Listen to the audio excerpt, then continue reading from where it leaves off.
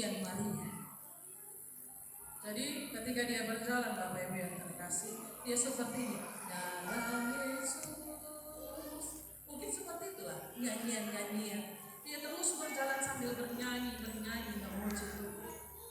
Dan tanpa disadari oleh Maria, kakinya melangkah dan ditopang oleh Roh Kudus sehingga dia bisa tampil, dia bisa tiba, dia bisa bertemu dengan Elisa. Bapak Ibu yang terkasih, banyak hal yang berat yang kita kerjakan, banyak hal yang berat yang kita pikul. Tapi apa yang membuat kita semakin berat? Apa yang membuat kita semakin mengalami keterpurukan? Karena di saat kita mengerjakan segala sesuatu yang berat, yang besar, kita tampil dengan sungut-sungut yang dalam. Contohnya Bapak Ibu yang terkasih, kalau kita menyuci piring, silalah menyuci piring, dia akan semakin lelah. Karena ketika energinya habis bekerja, energinya juga habis untuk terus-menerus mengeluh di dalam hidup. Maka yang keluar adalah energi-energi yang masuk ke ada. Dia menyuci piring sambil menunggu. Kalau kita kerjakan dulu. Tetapi Bapak Ibu yang terkasih, Maria isi segala apa yang dia kerjakan dengan pujian. Maka ketika kita diajak oleh Kristus untuk mengerjakan segala sesuatu dalam hidup kita, banyak beban yang kita pikul di dalam hidup kita, banyak kekecewaan yang terjadi dalam hidup kita, Tuhan mengajak mari kita mengapresiasi diri dengan memberikan pujian kepada Allah. Karena dalam hidupmu Tuhan memang tidak ada yang sempurna. Jika terkadang mungkin orang mengecewakan aku balas dengan pujian kepada Kristus karena Tuhan yang memiliki kesempurnaan di dalam hidup kita. Bapak Ibu yang terkasih, Maria seorang wanita yang lemah, tapi dia tidak pernah berkata, Tuhan aku ini tidak ada apa-apanya, aku ini tidak mampu, aku ini seorang perempuan yang tidak memiliki tenaga atau apapun. Tetapi dia berkata, Tuhan jika itu kehendak-Mu maka terjadilah atas hidupku. Bapak Ibu yang terkasih, jangan berikan alasan keterbatasan kita untuk tidak masuk ke dalam pekerjaan Tuhan. Tetapi orang percaya harus mampu berkata, sekalipun kecil itu berkenan bagi Allah, maka aku mau berbuah dan berbuat untuk Tuhan. Maka ketika jarak tidak lagi menjadi batasannya, maka hatimu tidak boleh jauh daripada Tuhan. Bapak Ibu yang terkasih, kalau zaman dulu kita imani seperti ini, jauh di mata tapi dekat di hati.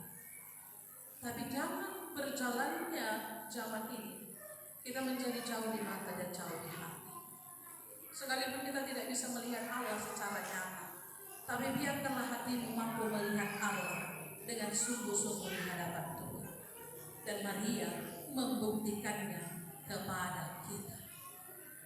Yang kedua Bapak Ibu yang terkasih yang diberkati Tuhan kita Yesus Kristus, Maria dan Elizabeth bertemu dan mereka saling memberikan pengharapan dan kekuatan. Karena mereka adalah dua perempuan yang dipakai oleh Allah memiliki latar belakang yang berbeda. Sejarah mencatat Elizabeth sepanjang hidupnya berdoa untuk meminta keturunan daripada Allah. Sampai akhirnya Bapak Ibu yang terkasih, kadang dia sudah lupa dengan doanya. Karena dia pikir, aku sudah tua, mana mungkin lagi Tuhan memberikan. Di usianya yang renta, dia tidak lagi berpikir untuk memperoleh keturunan daripada Allah. Tetapi Allah berkata lain. Di usianya yang sudah renta, Allah izinkan dia mengandung, itulah Yohanes Pembaptis. Terkadang dalam hatinya berpikir, gimana lah ya? Aku saja sudah renta, kuatnya aku nanti kalau mengandung. Sebenarnya aku bersuka cita, tapi bagaimana masa depan anakku? Usiaku sudah lanjut. Ketika aku nanti tiada, siapa yang akan membesarkannya? Siapa yang akan menolongnya? Itulah yang dipikirkan oleh Elizabeth di dalam hidup. Lalu berbeda dengan Maria. Maria sedang mengandung, dia lagi lebih fenomenal. Dia mengandung tapi dia tidak memiliki seorang suami.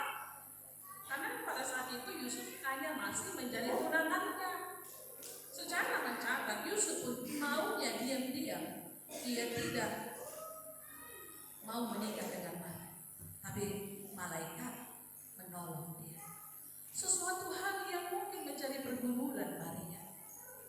Bagaimana ya? Aku bisa mengungkapkan ini kepada orang banyak.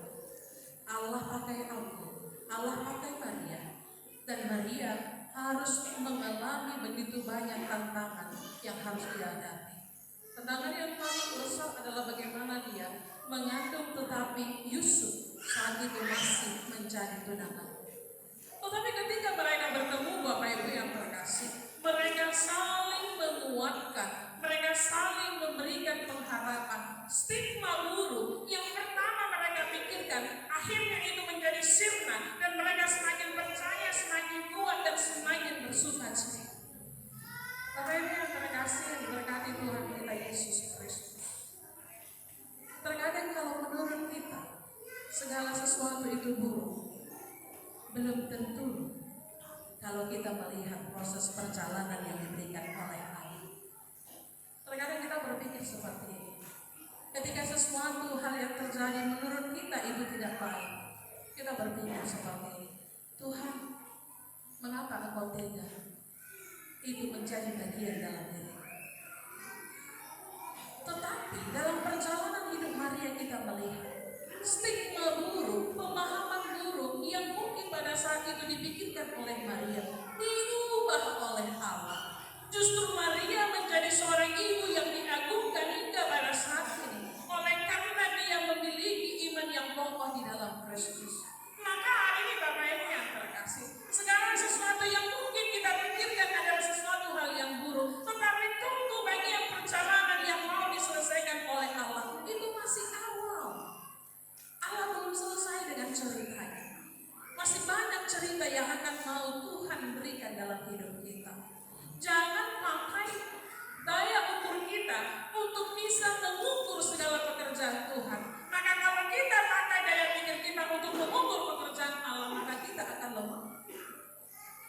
Tapi biarkan Allah berkata, dalam pikiran kita kok tega, kenapa Allah Tuhan harus sesakit ini yang aku rasakan? Itu menurut pandangan kita. Tetapi segala sesuatu berproses dalam diri kita. Ada hikmah, ada karya yang Tuhan kerjakan. Maka ketika Maria bertemu dengan Zakaria, mereka semakin bersukacita, dan Elisabet menyatakan kuasanya. Dia berkata, diberkatilah engkau ibu Tuhanku. Elisabet mengakui bahwa Maria adalah ibu dari Tuhan.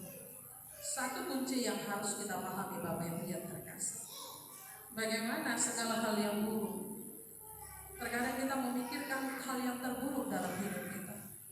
Terkadang kita memikirkan segala sesuatu yang melemahkan iman kita, padahal belum terjadi, tetapi sudah kita pikirkan dan sudah kita bayangkan yang merusak mental kita.